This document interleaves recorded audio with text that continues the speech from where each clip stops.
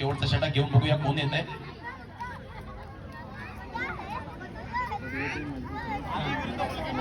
नक्कीच आई विरुद्ध मुलगी अशी लढत आहे. तो बघूया एक सुंदरशी स्माईल रिती स्ट्राईकवर आहे.